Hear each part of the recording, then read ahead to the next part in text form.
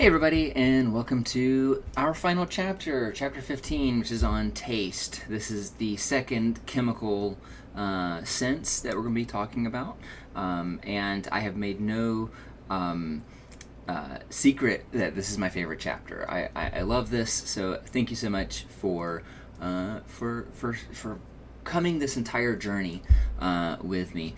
All right, so what are we talking about today? We are going to be looking at taste, and very similar to when we talked about smell in the last chapter, we're kind of really going to be hitting kind of the key ideas here. We're not going to get into the weeds too much here. It's going to be a broad overview of this sense. So we're going to be talking about what taste is and why it is different than flavor. And if you remember anything from this video and from this chapter, I hope that it's this, the difference between flavor and taste, because it drives me crazy and it's something that people mistake all the time.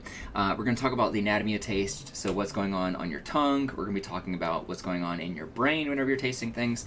Then we'll talk about super tasters, non-tasters, and regular tasters, which is this really kind of interesting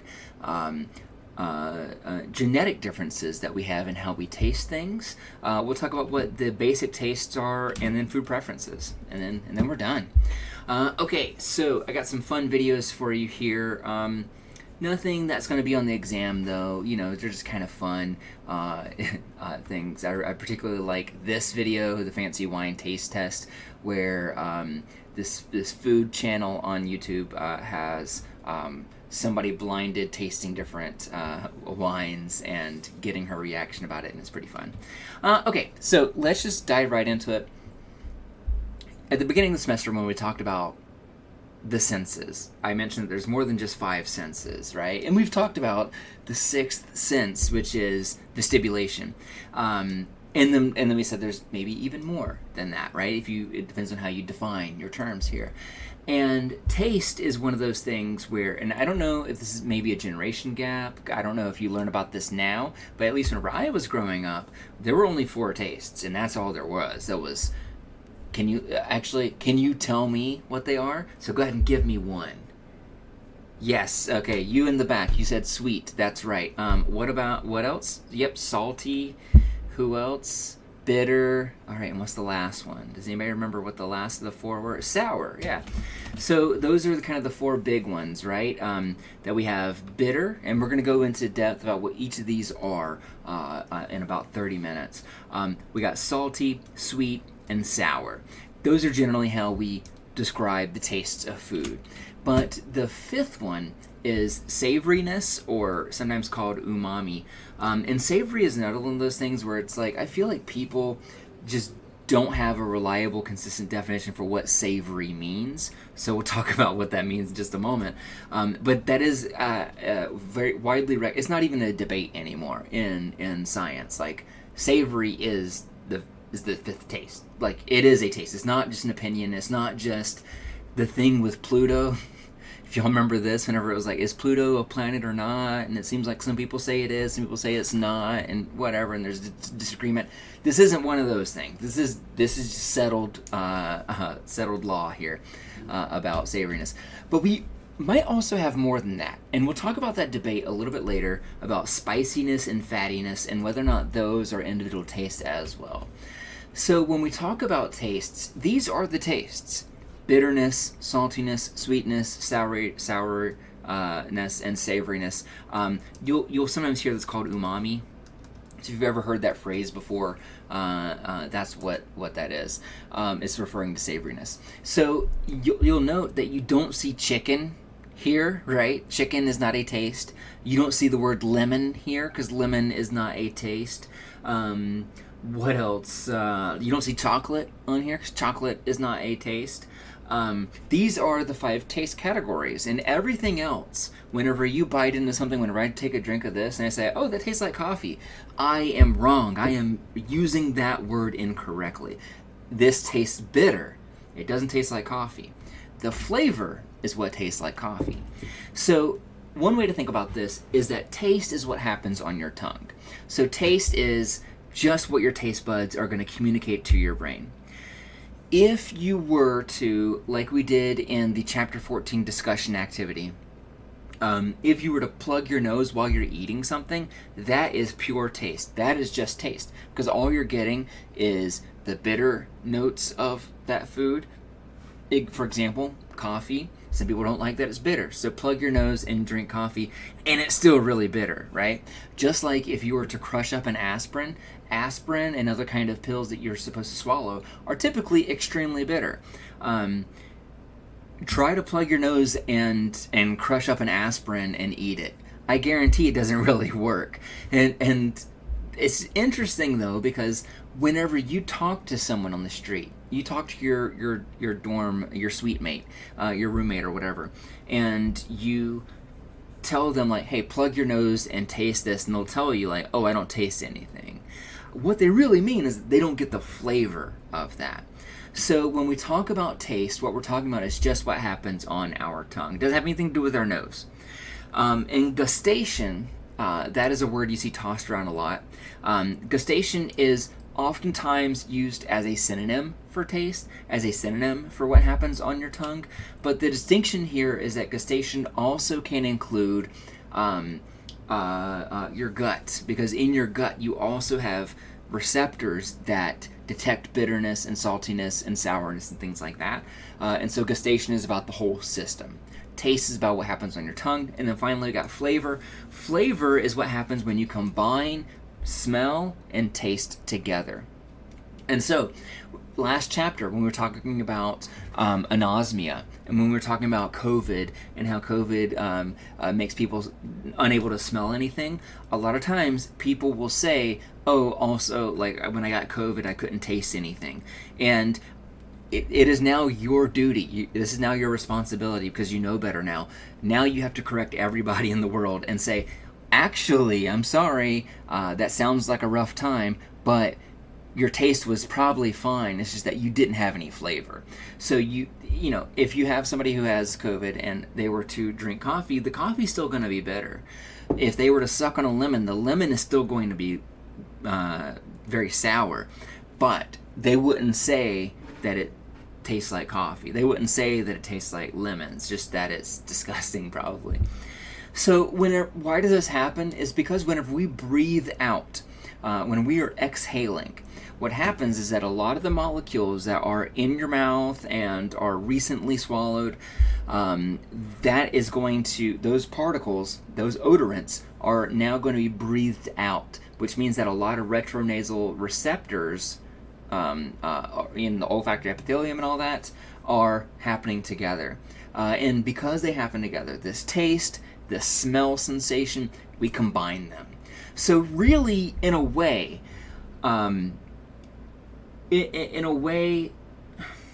flavor is kind of an illusion, because what it is that it is our brain translating signals from smell and from taste and putting them together in a later area of the brain.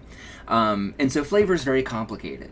But when we talk about, oh, this tastes like chicken, what we really mean is that it has the flavor of chicken. Because if you hold your nose while you're eating chicken, it's not really going to taste like much. It might be a little bit salty, it might be a little bit savory, but you're not going to taste the chicken of it. Okay, so whenever you're trying to convince your kid to eat veggies and you have them plug their nose to eat it, you're not getting rid of the taste, you're just getting rid of the flavor. All right, so we process, I'm trying to think of this sentence didn't seem to make sense. What I'm trying to say here is that whenever we talk about flavor, that the way that we smell things can be influenced by what we eat, and namely that things that we smell can change what we taste. If, for example, and this has been done in different experiments, you have somebody with some really weak, watered down coffee, right? But what they smell, somewhere in the room, there's some really strong, dark, bold roast coffee, which smells very, very, very strong. And if you have that person drink the watered down coffee, they will say that that watered down coffee was more bitter than if somebody had not had that kind of fake, bold, strong, dark roast coffee. So what we smell impacts what we taste. If you smell something and it smells very sweet, you're more likely to taste it as sweet. If you smell something and it smells really citrusy, like really sour, you're going to say that it is more sour than if you had not smelled those things to begin with.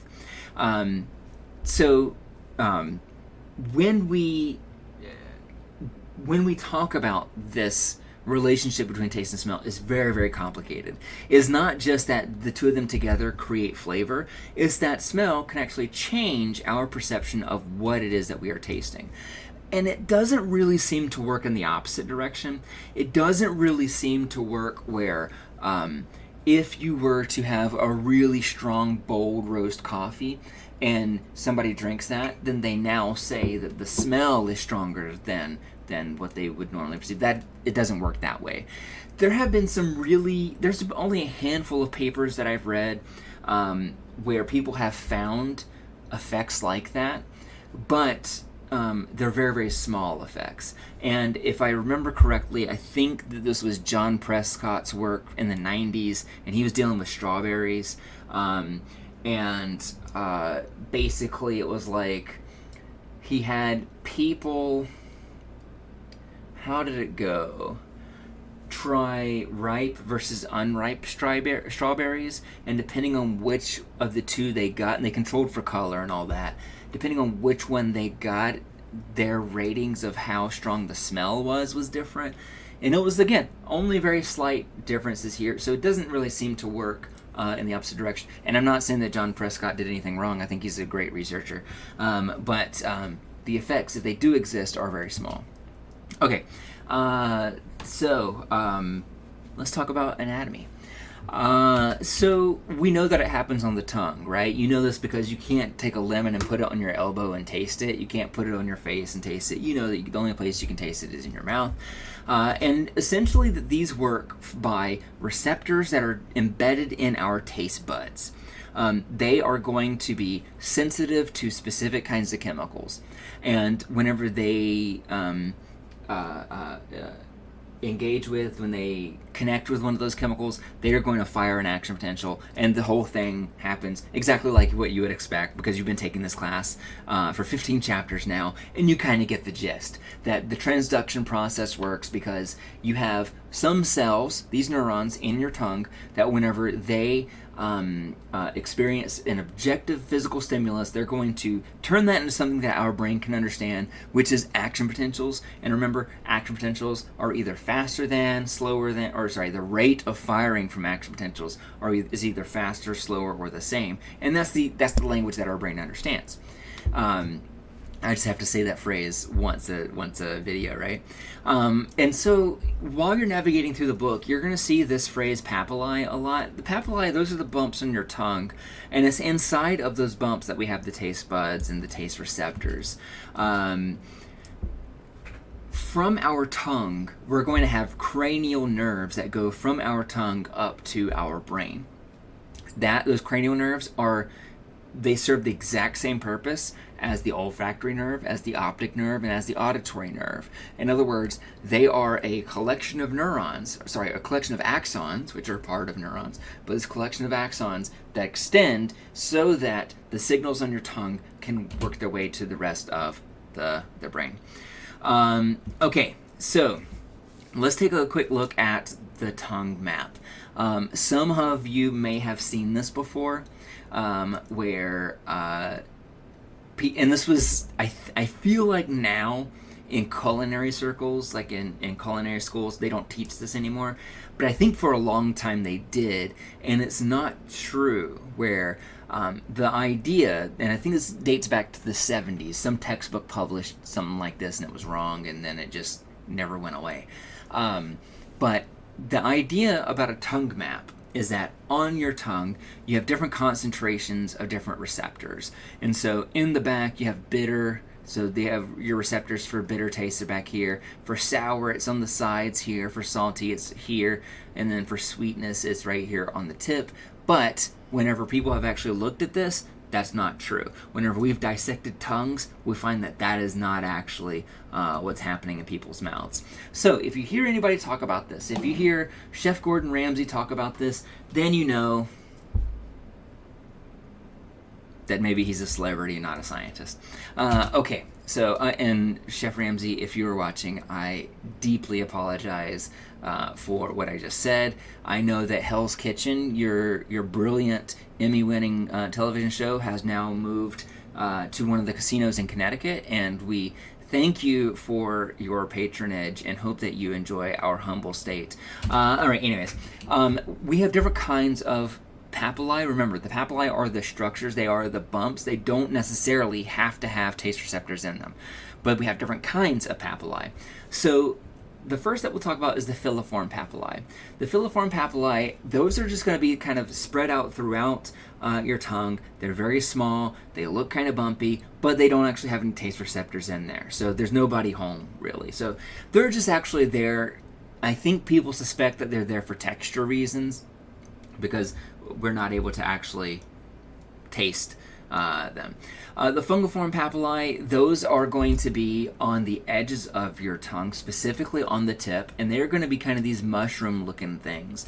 If you were to look in the mirror and stick your tongue out, you can probably see some. That there are these kind of bumps that are kind of on the tip of your tongue, and inside of those bumps, we have about 6 taste receptors in there. So, and they're going to do the transduction for us.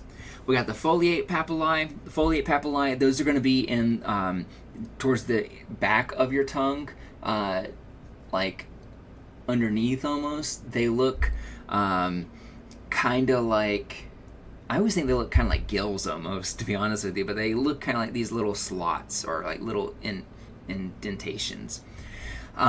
Folds is a good way to think about it. And then we got the circumvallate papillae, which are in the very, very back. They are, I think of them as the biggest. Whenever I look at my tongue in the mirror, they're the ones, they look kind of like mountains in the back. So if you look at that yourself, you'll see them back there. And then here we go. So here's the fungiform papillae. These are the tiny little bumps that you'll see on the edge. The foliate papillae, these are the gill-looking things I was mentioning. And then we got the circumvallate papillae that has those raised structures. And again, it doesn't really matter. Like, we do have different concentrations of receptors, but these receptors are not differentially looking out for bitterness, sourness, and etc. So I think that maybe part of where this stupid tongue map came from is that somebody was trying to demonstrate that most of your taste receptors are here, here, here, and here, which you can see right here, right? We got taste receptors here, here, here, here, here, and here. I think that's what that's about. Who knows? I don't know. Everybody was on the drug in the 70s and 80s, so except not you, Mom and Dad. I know. Y'all are clean. And great role models. So how these taste buds work, pretty simple. Well, I say simple. I was thinking about this after I recorded the olfaction chapter about these olfactory sensory neurons. That's kind of how these things work, except they're maybe less flexible in what they can detect. But that these are maybe not all really all that different from like a regular neuron, because if you think about like a regular, quote unquote, regular neuron, they respond to chemistry, right? They respond to neurotransmitters. They respond to chemical signals, much like our olfactory sensory neurons do. And these are the same as that too. And well, I was going to say that doesn't mean that neurotransmitters are what activates these, but there is actually a neurotransmitter that you could taste, which is pretty gross to think about. But it's in your head. You can't pour salt or citric acid or whatever and rub that on your brain and have those neurons detect those chemicals. Your neurons are only interested in neurotransmitters. These are a little bit more ambitious. They're interested in all kinds of different chemicals, specifically ones that are salty, sweet, bitter, savory, or sour. Okay, and so here you can kind of see where we have your basic taste bud, and inside that taste bud we have these microvilli, which is what you're seeing right here, these kind of extensions from the cell body, and those are going to help us kind of perceive, detect those chemicals. All right, so let's talk about how we get to the brain then. So let's get to the central nervous system. We're going to do that by going through the cranial nerve, which goes from, as you can see here, these taste receptor cells are then going to go straight to the nerve fibers, which are going to form our cranial nerve. After that, it's going to go to your medulla and your thalamus. Both of these are kind of I don't think they're I wouldn't call them deep brain structures, but mid-brain structures, which are phylogenetically pretty old, but are very basic, right? And so the thalamus, that should ring some bells for you, because all of our senses go through the thalamus except for smell, right? That vision goes through there through the lateral geniculate nucleus. Hearing goes through there through the medial geniculate nucleus, and so on. Taste is also going to go through the thalamus. And then from the thalamus, it goes to the insular cortex. And we mostly refer to that area as the gustatory cortex. And much like when we talked about smell, I talked about how the olfaction the olfactory cortex is actually a collection, it's like a network of other structures of your brain's anatomy. That's kind of similar here, where the insular cortex is not the only, taste is not the only thing that it does. It does other things too. And honestly, it really kind of depends on who you ask, because it's hard to define what the insula does because it's involved in so many things. I've heard someone put forward the argument that the insula is used for what's called interoception, which is kind of like your perception of the inside of what's going on with you, and that can include your consciousness, but perhaps could include taste, maybe other kind of kinesthetic things. I don't. It depends on who you ask. But what's not up for debate is that is where taste is processed. That this area of the brain is where these signals are going to go to be processed and translated. Okay, so then from there, we're going to go, a lot of that information is going to go forward to the OFC, or the orbital frontal cortex. The orbital frontal cortex is kind of probably exactly where you would expect it to be. If you heard orbido, right, you've heard your orbital socket, right, which is where your eye is. So it's basically right up here. It's like not very far from your olfactory bulb, remember, which is like right around where your eye is. The orbital frontal cortex is a little bit above that. And that seems to be where all this stuff is integrated, where we're going to kind of put together what we smell and what we taste. So this is where flavor comes from, but also other things like the temperature of that food and the texture of that food as well seems to all be kind of processed up here. And the other thing that's notable about the orbital frontal cortex is that I think you can think of it as like an area that's really good at sensory integration. And so for that reason, I always think of it as kind of like the the superior temporal sulcus, the STS, which we talked about previously when we were talking about the McGurk effect and how vision and hearing are combined to create our perception of speech. I think of the OFC, or the orbital frontal cortex, as basically kind of serving the same kind of function, where this is the area that is, right here. This is the insula over here. The orbital frontal cortex, this is where all of those kind of different signals are going to be integrated into our experience of flavor. All right, let me take a sip of coffee. Okay, so let's talk about supertasters. So that's all you need to know about the anatomy and about how it gets to the brain. I know that was really fast. But it's just a little bit more simple than vision and hearing, and touch for that matter. But we also don't know as much about it compared to those others as well. So that's part of why me and your textbook kind of go through it pretty quickly. Let's talk about supertasters. All right, no, this is not the newest Marvel superhero movie. Supertasters are a genetic category that you or your loved ones may have. What is a supertaster? Well, it goes back to the 30s. You see, you know me by now. Anytime I ask a question like, "What is blank?" I'm always like, all right, let me answer my own question with a little history story. God, I'm boring. Let's go back to the 30s, where we have this researcher. His last name's Fox. He was working at DuPont. You may know DuPont. They are a gigantic chemical corporation.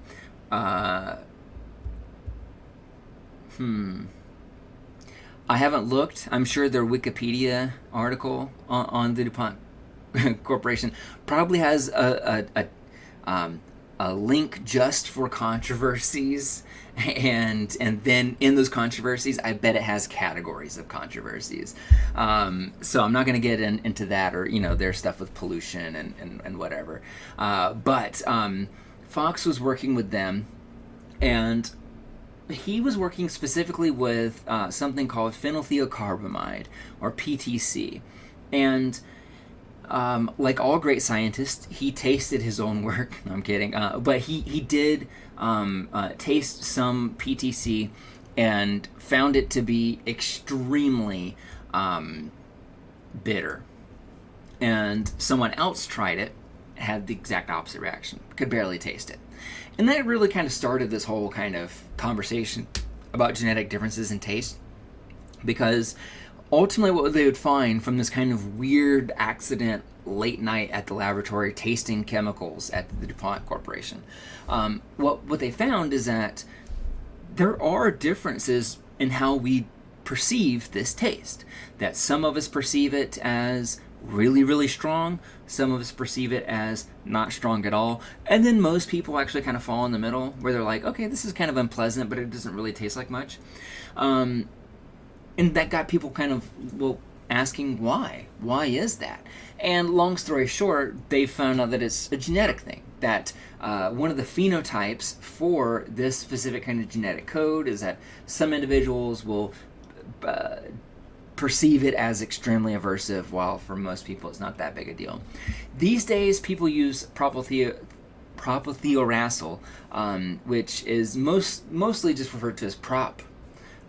So if you're ever looking for this, that's one way to find it. The reason why I mention that is because you can Google these things and you can order this yourself, and on these little taste strips, and you can try it to see if you or your kids or whatever, if they are super tasters. And it's actually pretty affordable. I want to say you can get like 100 of them for like $10 or something like that. And if we had this class in person, that would be one of the things that we do, where I give people an opportunity to test whether or not they are super tasters. And whenever I do, usually there's a couple of people in the class that when they take that test strip and they put it on their tongue, they immediately need to get up and leave the room. And that is because their perception of that signal is, I am completely overwhelmed by how bad this is. Whereas most people either can't taste it or are just kind of like, this is mildly unpleasant. So let's take a quick look at what these different reactions are and what they tell us about our genetics.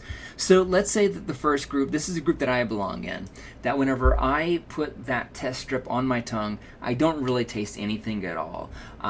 That for me, it just feels like I have paper on my mouth, on my tongue. That's pretty much it. So and what this ultimately means is that I have the concentrations of papillae on my tongue are not as dense as other folks. And so I can taste things. So even though the phrase is non-taster, it's really kind of like a reduced taster thing. So I taste things at a less intense level. That is part of the reason why I can eat gross things. I can't believe I'm going to share this story with you, but not too long ago, we got some new dog snacks for my dogs. It's freeze-dried liver, and my spouse was like, "Oh, that's disgusting! Like this freeze-dried liver." And I was like, "Humans eat liver. It's not a big deal." And so I ate a dog treat, and I could taste that. I could taste that, and I could taste that it was not good. But I think probably most people, as soon as they hit their tongue, probably wouldn't be able to handle it. And hey, maybe that could be the sensation perception challenge, where, you're putting it up on TikTok or whatever, like how much dog food treats you can eat before you tap out. I don't know. All right. I'm recording this in the middle of the day, and normally I do this at night because I feel like it tires me out, and I don't have time for all the kind of shenanigans I'm pulling today. I apologize. It's because we're at the end of the semester, and I'm just I'm in a mood. I'm feeling myself.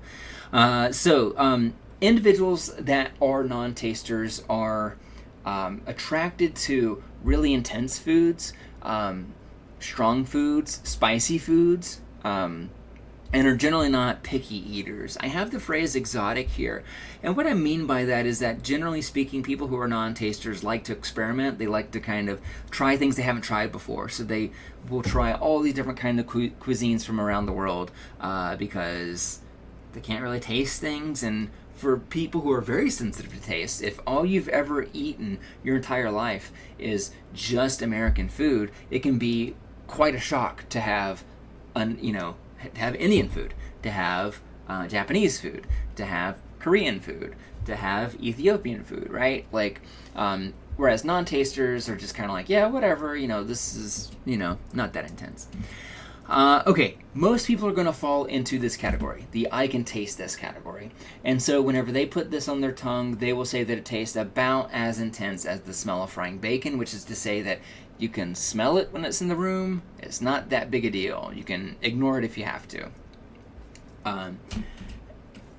Then we have about 5% of the population that are super tasters that have this reaction, where they're like, oh my God, how could you possibly do this to me?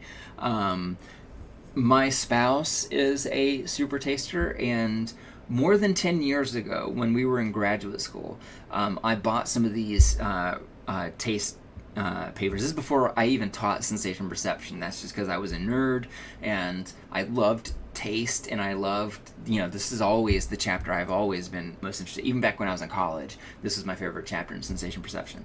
And so I ordered some, and I tasted it, and I was like, I can't really taste anything, so I let my wife try it, and she was immediately like, oh my God, like, this is so bad. How could you not taste this? I can't believe you can't taste this. And she still occasionally will bring it up, like, hey, remember how bad that tasted? Maybe one of the worst things she's ever tasted in her life, according to her. And people that are super tasters have large concentrations of the fungiform papillae compared to other folks. And you can see it even on the tongue. It's not like you have to, have somebody's 23andMe genetic information to know. You can actually see it on their tongue. People who are super tasters are generally speaking pretty picky eaters, and for that reason, a lot of them either go on to be food critics and wine sommeliers and other kind of foodies maybe, and it's because they are very, very good at picking out tiny little flavors and tastes in a food. So if you ever, you're ever eating with somebody and they're tasting something like, I feel like that could use a little bit more mustard or whatever. I'm always just like, yeah, man, whatever. I like mustard. Yeah, let's add some more. But people who are super tasters would actually be able to say, like, no, this would be better if you had a little bit more mustard, because they have a higher concentration of these papillae on their tongue. This brings us back to a figure that I showed you in chapter 1. And so in this figure in chapter 1, we talked about how people will use self-report rating systems to try to kind of compare cross-modal intensities. So here they're looking at how intense is scalding water, how intense is the brightness of the sun, how intense is a fire engine. And then compare across senses that way. And I mentioned, like, hey, we'll talk about what these things are at the very end of the semester. And congratulations, you made it. We're here at the end of the semester. So most people, whenever they taste PTC, when they taste that phenylethylcarbamide, that it lands somewhere right around here, where it's kind of like looking at the low beam headlights of a car. Not one of those that has like the fancy blue tint to it that every single person in the world hates.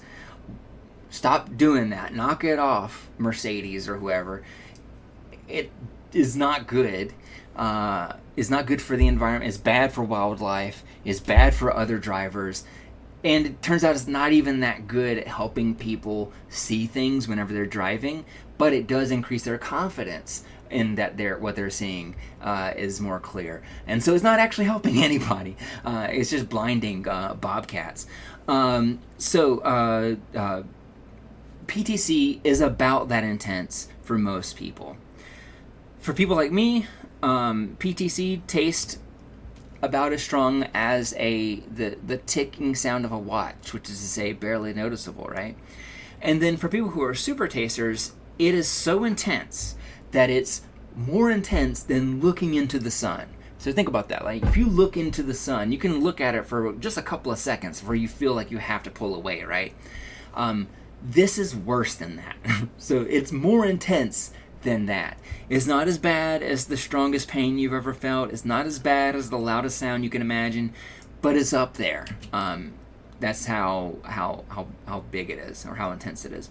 Here is the difference between an average taster and a super taster. We're looking at the tip of their tongue, and you can kind of see, like these. So, and actually, just to point this out for a second, these bigger ones, these are the fungiform papillae. They do have taste receptors in them. These smaller ones do not have taste receptors in them. Those are the filiform papillae, and they do not have. So only the bigger ones here. This is on the tip of your tongue, by the way. In the center of our tongue, we have a lot of these small little circle ones, which don't have any taste receptors. And then you can compare that to super tasters, and you can see they have much more of those. One other thing that I will mention, and I maybe should have made a slide to prepare for this, but what you have heard is true, that some people taste cilantro differently than others. And that is also, much like super tasters, it is a genetic thing. It is not the same thing. So if you are a super taster, you still might love cilantro. But if you're not sure what I'm talking about, if you go to Chipotle, you go to Moe's, you go to wherever your favorite, Southwest restaurant, and you get to the end of the burrito station, right, where you're putting on sauces or whatever at the very end, and they'll ask you if you want cilantro, and most people I think are like, yeah, sure, whatever. You can't really taste it, it's just this tiny little green stuff. It's like yard clippings or whatever. But about a fourth of the population, they actually perceive that cilantro to taste like soap. So whenever it's on their tongue, it actually tastes like Windex or something like that.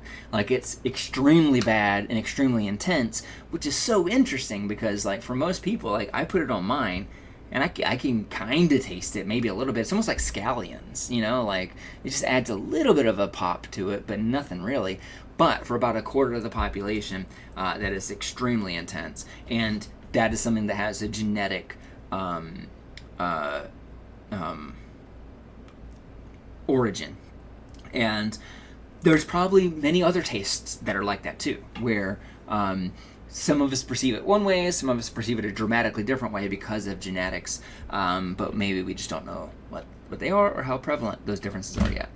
Okay, so I'm going to take a quick break so I can get some more coffee. 1 second. All right, and we are back. So let's talk about the different flavors. The different tastes. My bad.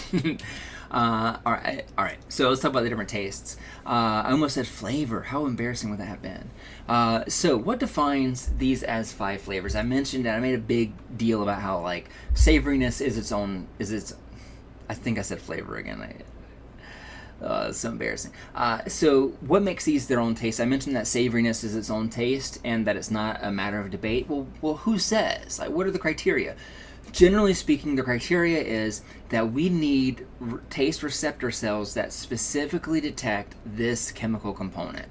If those taste receptor cells can detect that chemical component, then it's likely to be a taste. So let's take a look at what I mean by that. So let's look at salty. And I wanted to start here because I feel like salty is something that everybody knows what's salty, right? Like, potato chips, salty. French fries, salty. We throw salt on things. Ramen is salty. So basically saltiness is our ability to detect sodium ions. So whenever you are eating something, if you say that it tastes salty, your tongue is detecting that sodium. If food has a lot of sodium ions in it, it's going to taste very salty. If it has very few, it's not going to taste that salty. I know it seems kind of obvious maybe. So anything with salt on it is going to be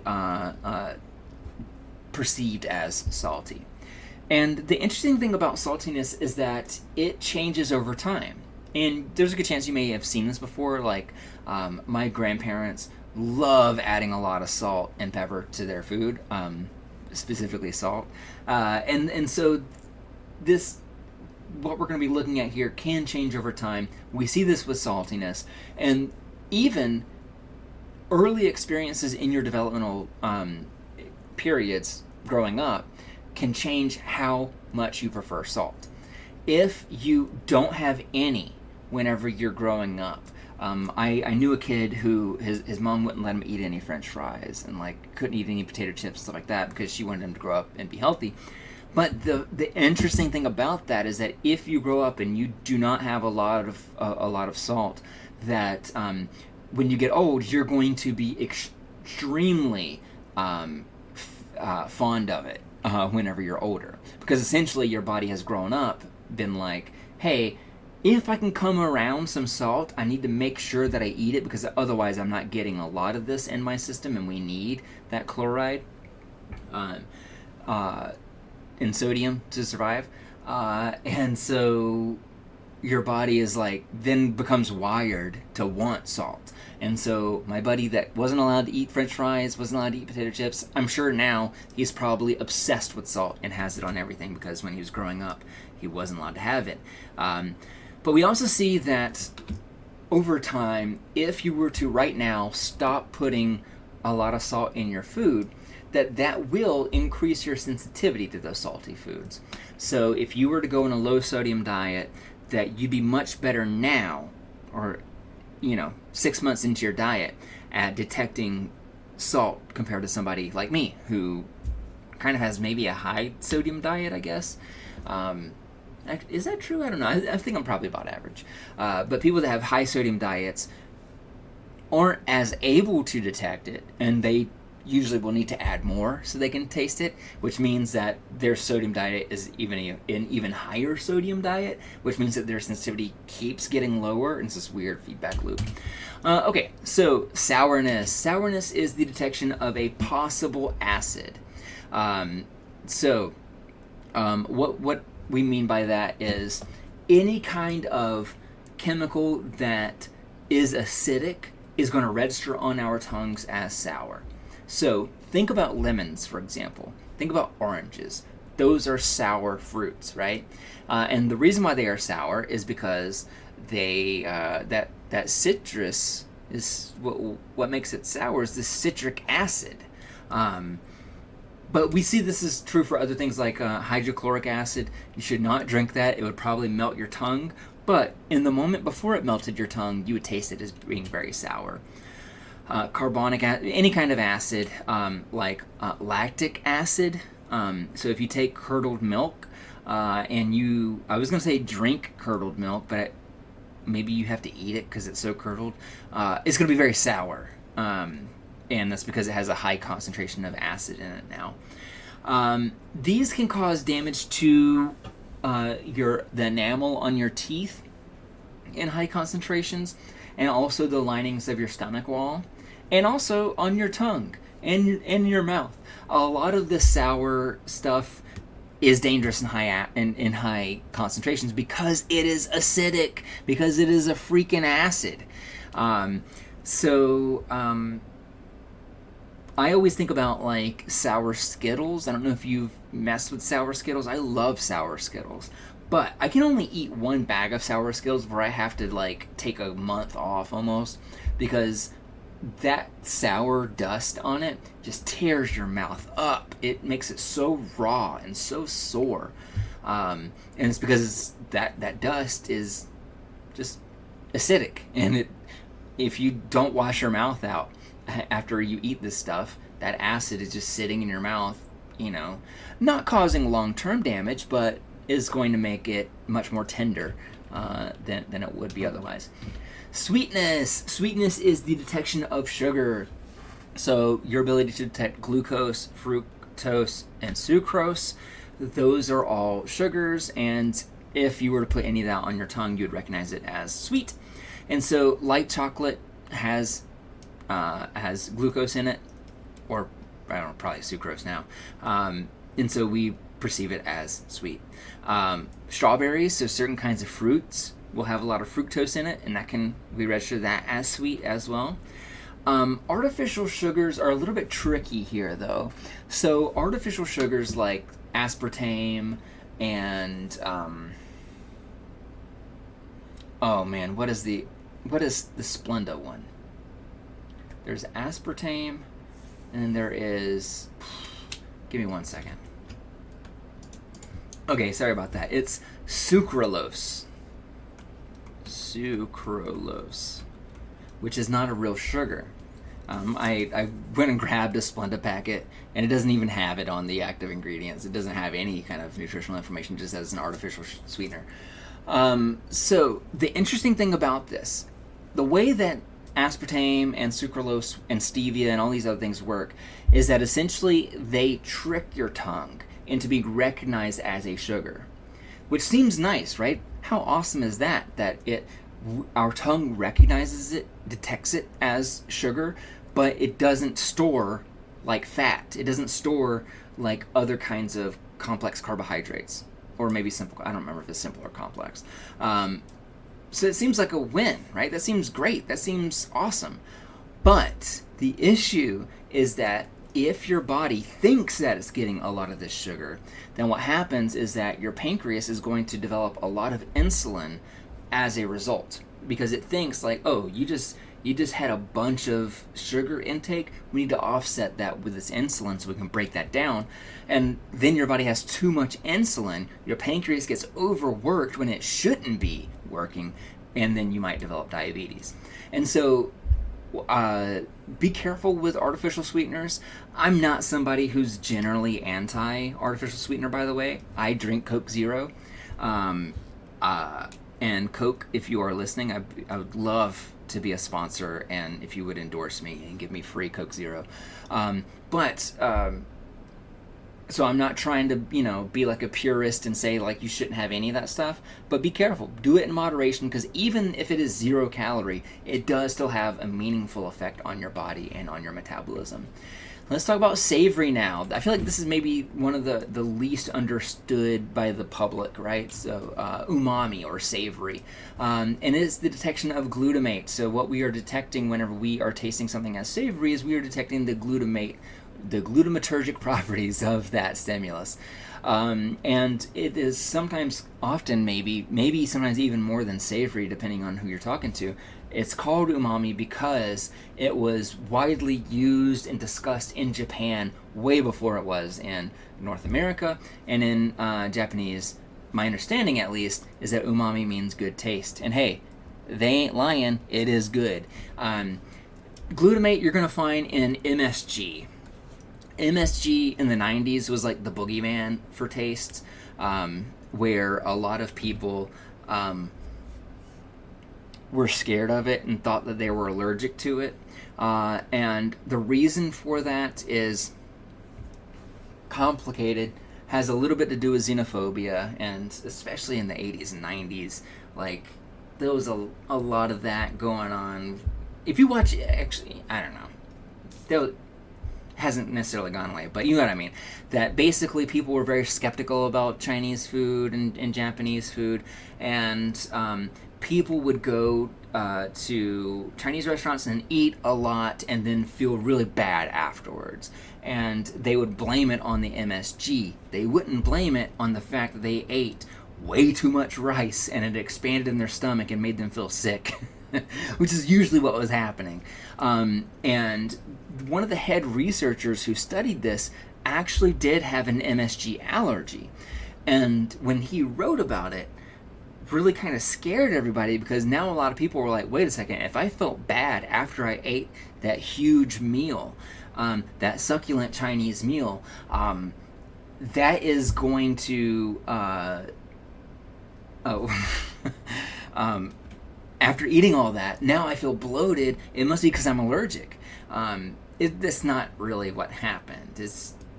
They ate too much, felt bad, and the one guy that researched this, just as a freak accident, happened to be allergic to it. And in the 90s, they called that Chinese restaurant syndrome, which is a little silly. But that's where that whole scare comes from. And you can even find a lot of restaurants you go into now, especially Chinese restaurants, they'll have like a sign that might say, we do not cook with monosodium glutamate.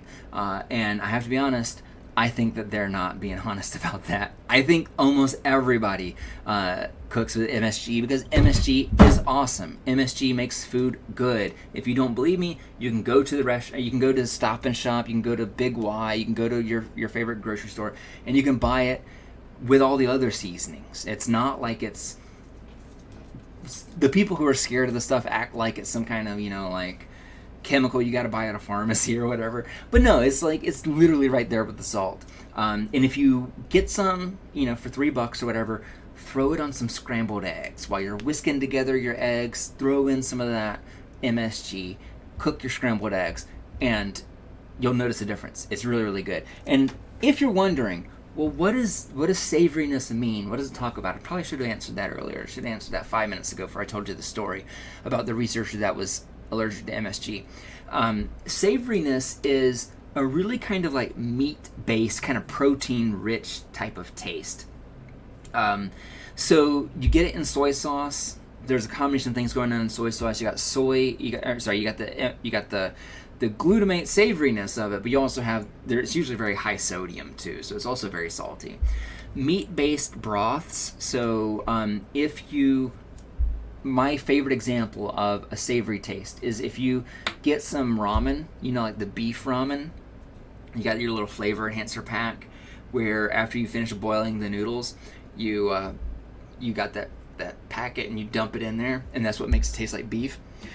Have you ever tried tasting that stuff directly out of the packet? That's what savoriness is, where it tastes kind of like a meat. Like we associate that sensation with meat, and makes you salivate in a strange way that's not everybody likes. But that's savoriness. That's umami.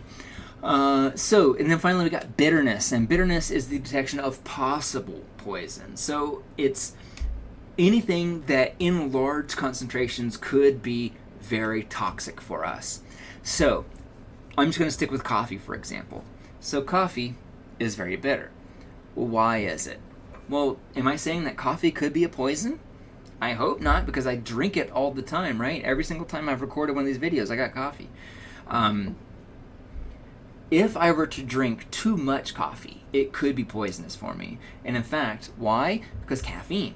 If I ate a brick of caffeine, it could kill me. It could stop my heart, right? It would give me heart palpitations and my heart would explode or something. I don't know. I haven't seen anybody do that on YouTube. I'm sure it exists, where somebody tries to eat caffeine until their heart explodes. But that's why coffee is bitter, is because it could be poisonous for us. If we look at dark chocolate also has high levels of caffeine in it too, which is giving it its kind of bitter taste. Tonic water, if you've ever had tonic water or soda water, it oftentimes has a little bit of a bitter taste to it. Like in a gin and tonic, that the water tastes bitter, and that's because it has hydrochloroquinine, I believe. But quinine is how it's normally known. Quinine is something that is bitter because in large amounts it can have negative effects on your health. Beer Beer is very, very bitter, right? And that's because alcohol is bitter, because alcohol is poisonous. If you drink too much alcohol, it will poison you. It will give you bad health outcomes. It will kill you. And so a lot of these kind of naturally occurring toxic substances we are going to detect as bitter. We also seem to be more sensitive to bitter than to any other kind of taste. So if you are a non-taster like me, bitter is the taste that is most salient to me. It is the one that I can taste the best, or taste the most of. And that's actually true for most people. For most people, that if you were to take, like some oatmeal and you put like 10% sweetness in it and 10% bitterness in it, those things are not going to offset. It's going to taste way more bitter than it does sweet. And that's because we are more sensitive to bitter. Why do you think that is? Is because our life might depend on it, right? Like, we shouldn't eat things that are toxic. We should know if it's toxic, because that could kill us. And so that's why we are so sensitive to it. We can develop tolerances to this stuff. So like with beer, with coffee, no one ever likes those things the first time they ever have them, unless they're drinking a coffee that has like a bunch of cream and sugar in it. I'm referring to black coffee for now. And so it takes multiple exposures for us to get used to those things, because essentially they are very bitter, but it takes a while for us to communicate to our body, this is a safe substance. This is a substance that is not going to kill you. All right. Women tend to be better at this, at detecting this than men, and it also does depend on hormone levels, just like we talked about with smell. And specifically, generally, when people are pregnant, they are more sensitive to bitter tastes, which makes sense because whenever they are pregnant, now they have to worry about, I need to make sure that my bloodstream doesn't have toxic elements in it because I'm sharing this bloodstream with something else now. Okay, so those are the 5 basic tastes. Now let's talk a little bit about taste preferences. So why do we eat what we eat? Well, because we like it. Okay, fine. That's not a good reason, though. That's not a good explanation. Well, why do we like it? That's where things get a little bit more complicated. And I think for a lot of people, classical conditioning plays into this, where maybe you had this food growing up and it was always associated with comfort and with feeling full, and so you like eating these things now. For me, that's grits. I love grits, even though I think grits probably doesn't really taste like anything, right? But I love grits because I grew up eating grits, and so that classical conditioning component of it, where I had multiple exposures to this thing and they were all positive, now I like it. So that's one good explanation. But there are other explanations for why we like what we like. One of the most interesting is the specific hungers theory.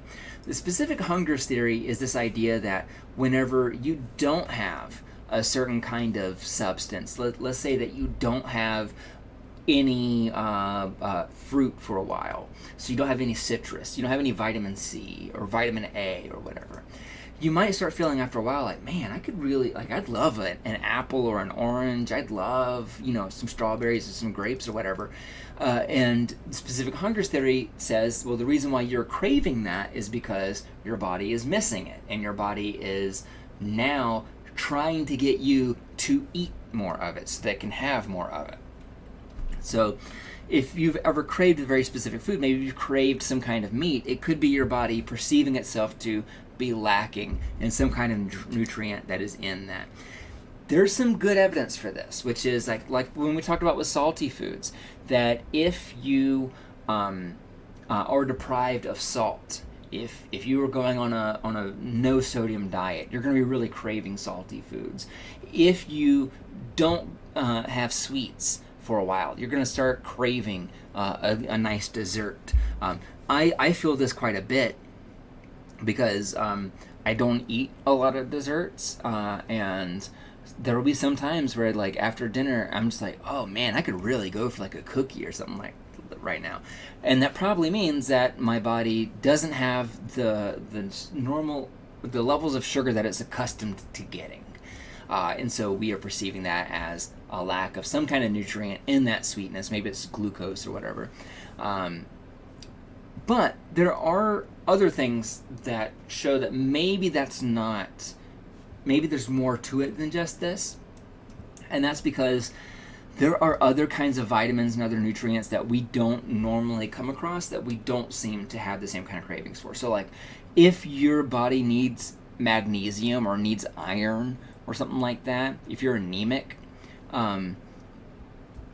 usually you're not going to be craving meat more than somebody who's not anemic. And that's evidence against this theory, right? Because in those cases, we have people that need iron or need magnesium or need zinc or whatever, and they're not craving the sources where they would normally get that. And so the evidence on this is kind of mixed for that reason. I already mentioned a little bit about why do we like the foods that we like, that conditioning and nostalgia and prior exposure to these things can all have an effect, especially when we're talking about aversive things that we don't like. So aversive conditioning, where like if you were to eat sushi for the first time and you get food poisoning and you throw up, next time you smell sushi, you're going to feel like you want to throw up. You're going to really hate that smell now because you've associated with that bad experience. And so we like what we like in part because of our prior experience with those things. All right. Is there anything else here that I want to mention? I don't think so. Well, yeah. There are other tastes that may be inducted into the taste collection in the future. And one of them is fatty foods. I mentioned this at the very, very beginning of the video. So fatty foods is tough because human bodies are generally always craving fats. And that's because fat is a very important nutrient for us. We need fats in order to survive. And I feel like those of you that are like big into keto, if you've ever done any of those keto diets, you know all about, that fat isn't bad, right? That like, I feel like the word fat was kind of made into like a bad word sometime, I don't know when. And it's kind of just stuck with us ever since, that we know that fatty foods in abundance are bad for us. However, even if we have too many of these fats, we still want more. So why is that? The reason why, according to researchers, is that it's probably because in our evolutionary history, whenever humans were still evolving and getting used to kind of surviving and making their way in the world, it was very, very difficult to come across fats because, remember, this is back in our like hunter-gatherer type of history, cave people and things like that. That like it was not necessarily an issue to forage, to find berries and to find other kind of leafy greens and things like that, and to eat those things. That was all totally fine. And it was also not that hard to find animals to kill and to cook, right? But it was kind of a struggle to find animals that were fat, that had a lot of fat on them.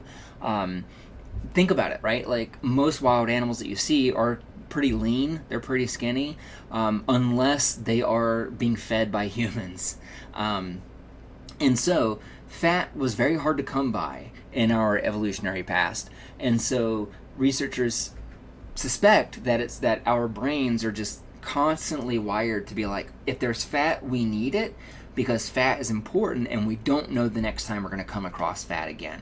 And so let's go ahead and eat it so we can store it and we can use that fat stored as energy later, in case we don't come across more fat in our near future.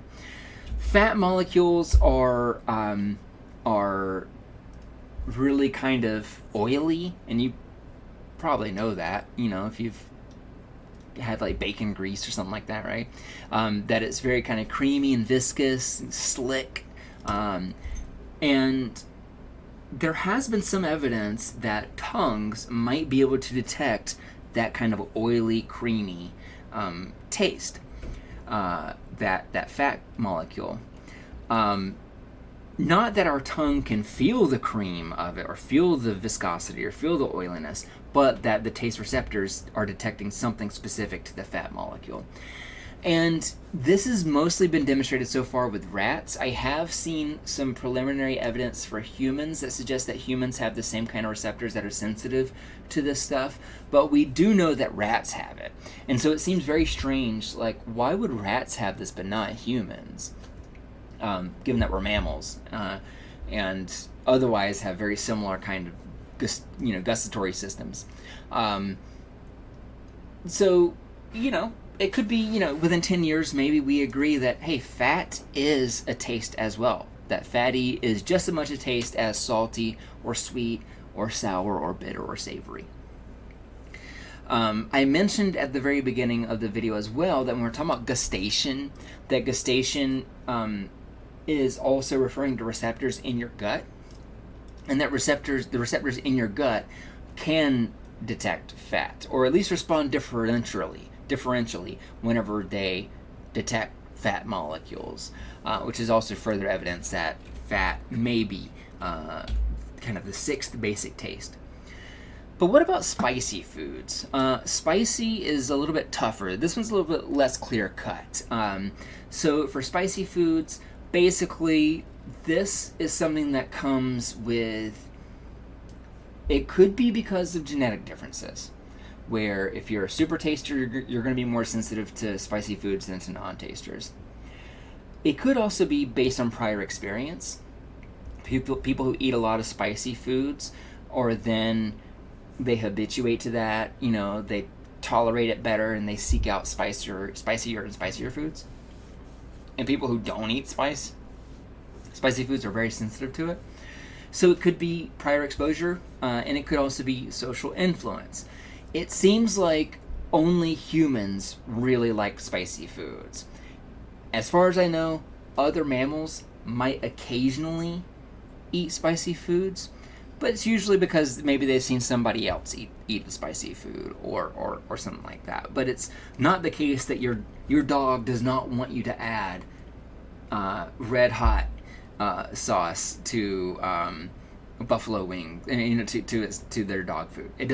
Your dog doesn't want you to add Tabasco or jalapenos to their food. Now there is a lot of variability, as I mentioned, across individuals, and this can be due to phenotypes from your genetics, like if you're a super taster or non-taster. And it could also just be based on your prior experience. But what's happening, why is it perceived as spicy, is because of capsaicin. Capsaicin is the active kind of chemical here that is going to create that burning sensation. It is often perceived as painful, and then after a while it becomes kind of numbing because it just feels spicy. And so the question then is, or maybe the issue of why maybe spicy is not a taste is because capsaicin isn't really something that interacts with the receptors on your tongue as far as we know. Capsaicin is something that will just kind of produce this burn throughout your mouth, which is why you can take some hot sauce and put it on your cheek where you don't have any taste receptors and you can feel it burning, or you put it on the top of your tongue, or top of the roof of your mouth, and you can feel that. And that's it. That is all that I had to tell you about this semester, I guess. Thank you so much for tuning in. Thank you so much for following me all the way to the very end. And let me think if I can give you some extra credit for tuning in and for waiting until the very end. If you can tell me, or if you email me, let's say, email me with,